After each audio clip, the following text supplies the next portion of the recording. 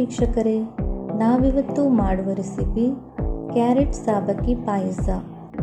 Carrot calcium ಮತ್ತು vitamin ಕೆಯನ್ನು ಹೊಂದಿದ್ದು ಮೂಳೆಗಳನ್ನು ಬಲಪಡಿಸಲು ಸಹಾಯ ಮಾಡುತ್ತದೆ. ಇದು ಕಣ್ಣಿನ ಆರೋಗ್ಯಕ್ಕೆ ತುಂಬ ಒಳ್ಳೆಯದು. ಹಾಗೆಯೇ ಸಾಬಕ್ಕಿ ದೇಹಕ್ಕೆ ಶಕ್ತಿ ಮತ್ತು ನೀರಿನ ಅಂಶವನ್ನು ಹೆಚ್ಚಾಗಿ ಒದಗಿಸುತ್ತದೆ.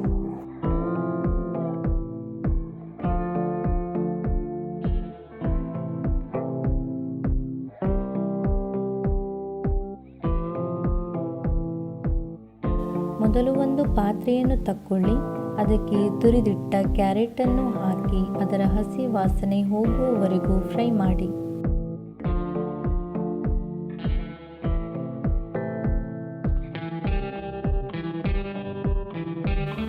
ನಂತರ ಅದಕ್ಕೆ ಸ್ವಲ್ಪ ತುಪ್ಪವನ್ನು ಹಾಕಿ 2 ರಿಂದ 3 ನಿಮಿಷದವರೆಗೂ ಫ್ರೈ ಮಾಡಿ.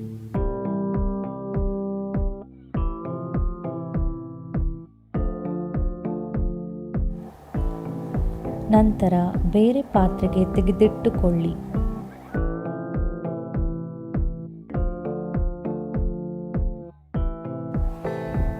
ನಂತರ ಅದೇ ಪಾತ್ರೆಗೆ ಸ್ವಲ್ಪ ತುಪ್ಪವನ್ನು ಹಾಕಿ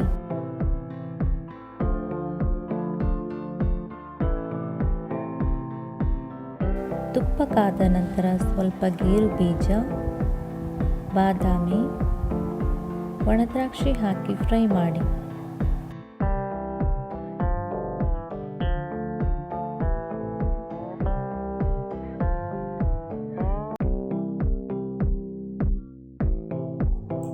ನಾನಿದನ್ನು ಸಪ್ರೇಟ್ ಆಗಿ ಫ್ರೈ ಮಾಡಿ ತೆಗೆದಿಟ್ಟುಕೊಂಡಿದ್ದೇನೆ.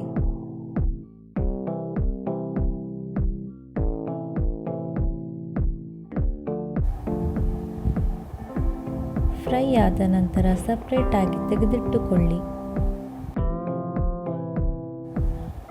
ಈಗ ಬೇರೊಂದು ಪಾತ್ರೆಯಲ್ಲಿ 1 ಕಪ್ ನೀರನ್ನು ಹಾಕಿ ಕುದಿಯಲು ಬಿಡಿ.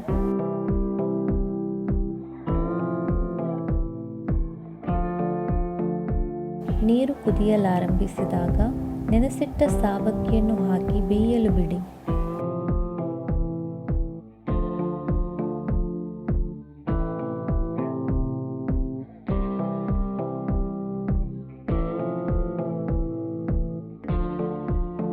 ಸಾಬಕ್ಕಿ ಬೇಯುತ್ತಾ ಬರುವಾಗ ಇದಕ್ಕೆ ಫ್ರೈ ಮಾಡಿದಂತಹ ಕ್ಯಾರೆಟ್ ತುರಿಯನ್ನು ಹಾಕಿ 2 ನಿಮಿಷ ಬೇಯಿಸಿ.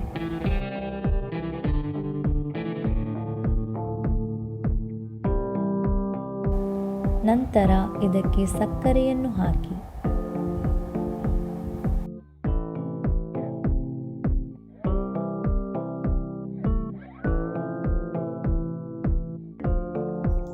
ಸಕ್ಕರೆ ಕರಗಿದ ನಂತರ ಏಲಕ್ಕಿ ಪೌಡರನ್ನು ಹಾಕಿ. ನಂತರ ಹಾಲನ್ನು ಸೇರಿಸಿ ಕುದಿಯಲು ಬಿಡಿ.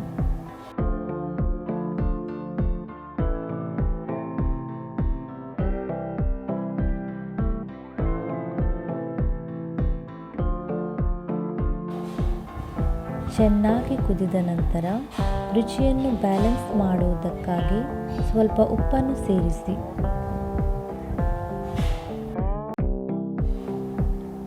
ನಂತರ ಇದಕ್ಕೆ ಹುರಿದಿಟ್ಟಂಥ ಗೋಡಂಬಿ, ಬಾದಾಮಿ, ದ್ರಾಕ್ಷಿಯನ್ನು ಸೇರಿಸಿ. ಕೊನೆಯದಾಗಿ ರುಚಿಯನ್ನು ಹೆಚ್ಚಿಸಲು ತುಪ್ಪವನ್ನು ಹಾಕಿ.